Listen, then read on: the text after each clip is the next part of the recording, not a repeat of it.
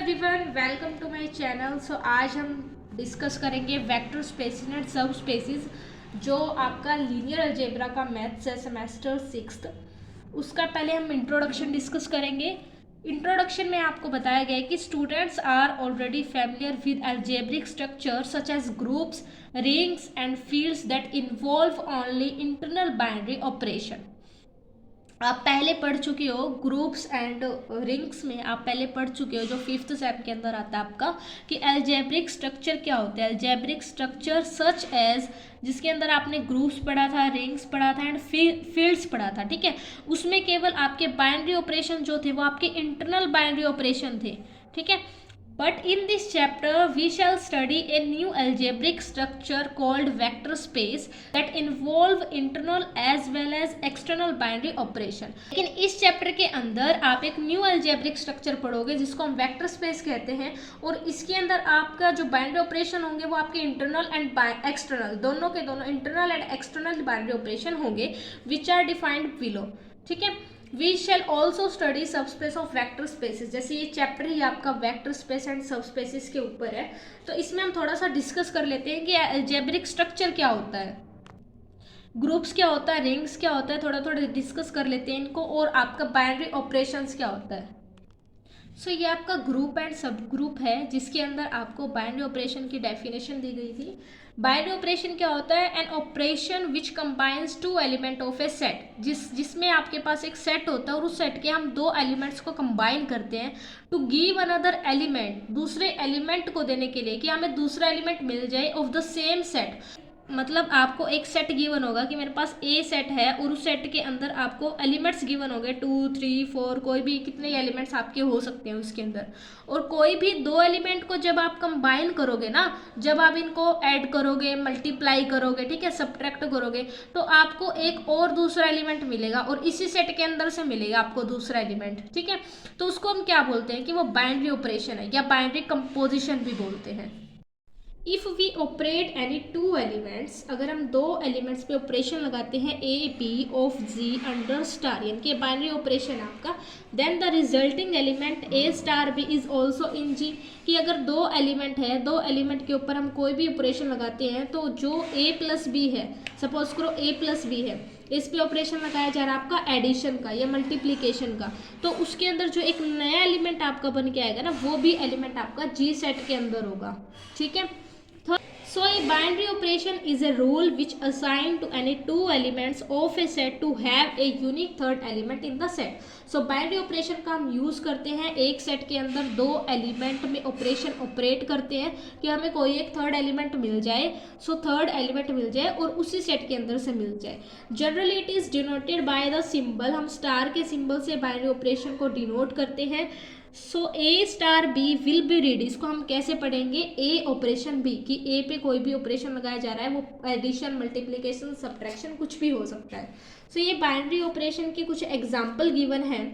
Ordinary addition यानी कि plus is a binary operation on set of integer. Z क्या होता है आपका? सेट ऑफ इंटीजर है, तो सेट ऑफ इंटीजर्स पे हम कौन सा ऑपरेशन लगा सकते हैं? एडिशन का ऑपरेशन लगा सकते हैं, क्योंकि हम जब दो सेट ऑफ इंटीजर, मतलब दो कोई भी इंटीजर के नंबर लेंगे, उनको अगर हम ऐड करेंगे और ऐड करने के बाद जो एक नया नंबर आएगा तो वो भी आपका इंटीजर ही होना चाहिए, ठीक है। तो इसलिए उसके अंदर इंटीजर के अंदर हम कौन सा ऑपरेशन लगा सकते हैं? एडिशन का। इसके बाद आपका आता है मल्टीप्लिकेशन, ठीक है। Multiplication is a binary operation on set of integer, कि जब हम कोई भी दो नंबर लेंगे उनको मल्टीप्लाई करेंगे, जो एक नया नंबर आएगा वो भी आपका इंटीजर ही होना चाहिए। नेक्स्ट आपका आता है ordinary multiplication is a binary operation on the set, जैसे आपके पास ये सेट है और इस पे आपका ऑपरेट किया हुआ है मल्टीप्लिकेशन में, but it is not a binary operation on the set, लेकिन हम इस पे बाइनरी ऑपरेशन नहीं लगा सकते। मतलब जो भी आप दोनों जो एलिमेंट्स होंगे उनको ऑपरेट करोगे तो वो आपका क्या होगा? उस सेट के अंदर से नहीं आएगा, इस पर हम बाइनरी ऑपरेशन का यूज़ नहीं कर सकते। फोर्थ पॉइंट है कि ordinary subtraction is not a binary operation on N मतलब सेट ऑफ नेचुरल नंबर।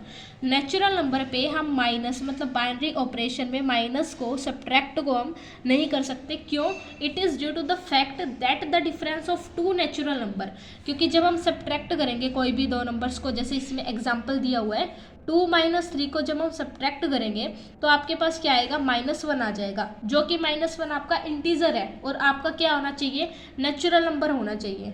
सो ये आपका क्या है, बाइनरी ऑपरेशंस में नहीं आएगा। लेकिन हम नेचुरल नंबर को ऐड कर सकते हैं। अगर कोई भी दो नंबर आप लोगे 4 + 3, इसको ऐड करोगे तो आपको हमेशा क्या देगा, वो नेचुरल नंबर ही देगा। तो ये जो 7 जो नया नंबर आएगा ना आपका, वो हमेशा नेचुरल नंबर में बिलोंग करेगा। नेक्स्ट पॉइंट में आपको बताया गया है कि मैट्रिक्स एडिशन, यानी कि एडिशन में और matrix multiplication is a binary operation on M, the set of all 2 × 2 matrix over real. और इसमें आपको जैसे एक ये पॉइंट दिया हुआ है, नोट भी दिया हुआ है कि जितने भी आपके सेट ऑफ रियल नंबर होंगे उस पर आप तीनों ऑपरेट कर सकते हो, तीनों ऑपरेशन लगा सकते हो। एडिशन का भी लग जाएगा, सब्ट्रैक्शन का भी एंड मल्टीप्लिकेशन का भी, ठीक है। सो ये था आपका बाइनरी ऑपरेशन क्या होता है, जिसको हम बाइनरी कंपोजिशन भी बोलते हैं। नेक्स्ट पॉइंट डिस्कस करेंगे कि अलजेब्रिक स्ट्रक्चर क्या होता है। अलजेब्रिक स्ट्रक्चर क्या होता है, ए नॉन एम्प्टी सेट जी, कोई भी एक नॉन एम्प्टी सेट जी लेना है इक्विप्ड विद 1 और मोर बाइनरी ऑपरेशन, और उसके अंदर एक या एक से ज़्यादा आपके बाइनरी ऑपरेशन लगे हुए हों, उसको हम क्या कहेंगे कि वो अलजेब्रिक स्ट्रक्चर है। बाइनरी ऑपरेशन में आपका क्या हो सकता है, एडिशन हो सकता है, सब्ट्रैक्शन और मल्टीप्लिकेशन हो सकता है। तो कोई भी आपके पास एक नॉन एम्प्टी सेट है जिसके अंदर आपने ऑपरेशन लगाया है, एक या एक से ज़्यादा बाइनरी ऑपरेशन लगाए हैं, तो उसको हम क्या कहेंगे कि वो एक अलजेब्रिक स्ट्रक्चर है। सो इसमें हमने बाइनरी ऑपरेशन को डिस्कस किया एंड अलजेब्रिक स्ट्रक्चर को डिस्कस किया है, ठीक है। अब हम पढ़ेंगे कि ग्रुप, रिंग एंड फील्ड्स, ये क्या होता है। देखो, ग्रुप में हमने पढ़ा था कि ग्रुप एक कोई भी एक सेट है, वो ग्रुप कब बनेगा, जब वो अपनी 4 प्रॉपर्टीज़ को सेटिस्फाइड करेगा।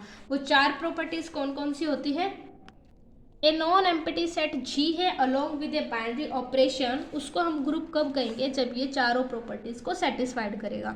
Closure property, associative property, identity element and inverse की प्रॉपर्टी होती है।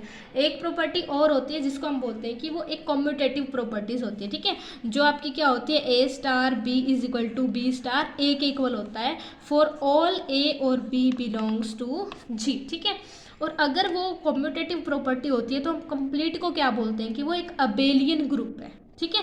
अबेलियन ग्रुप हम कब कहेंगे, जब वो इन 5 प्रॉपर्टीज़ को सेटिस्फाइड करेगा, तो उसको हम बोलते हैं कि वो अबेलियन ग्रुप है। ये हम ग्रुप एंड रिंग में पढ़ चुके हैं, अब हम इसको थोड़ा सा रिवाइज कर रहे हैं, ठीक है। सो कोई भी एक नॉन एम्प्टी सेट है जी, वो ग्रुप कब बनेगा, जब वो 4 प्रॉपर्टीज़ को सेटिस्फाइड करेगा। सो देखो, ये आपका रिंग की क्या डेफिनेशन है, a non empty set R है और इक्विप्ड विद 2 बाइनरी ऑपरेशन उस पर लगे हुए हैं called addition and multiplication. Ring के अंदर 2 बाइनरी ऑपरेशन है आपके, एक तो एडिशन है और एक मल्टीप्लिकेशन है, ठीक है। तो रिंग कोई भी एक सेट है, वो रिंग कब बनेगा, जब वो 8 प्रॉपर्टीज़ को सेटिस्फाइड करेगा, ठीक है। इसके अंदर जो 5 प्रॉपर्टीज़ होती है वो आपकी एडिशंस की होती है, जो आपकी ग्रुप के अंदर थी कि प्रॉपर्टीज़ है, क्लोजर प्रॉपर्टी है, एसोसिएटिव प्रॉपर्टी है, कम्यूटेटिव है, आइडेंटिटी एंड इनवर्स। सो ये 5 प्रॉपर्टी है जो आपके ग्रुप के अंदर थी। 2 प्रॉपर्टीज़ आपकी आती है मल्टीप्लिकेशन की, ठीक है, एंड एक आता है आपका डिस्ट्रीब्यूटिव लॉ। सो जब ये 8 प्रॉपर्टी को सेटिस्फाइड कर देगा तो उसको हम क्या कहेंगे कि वो सेट एक रिंग है।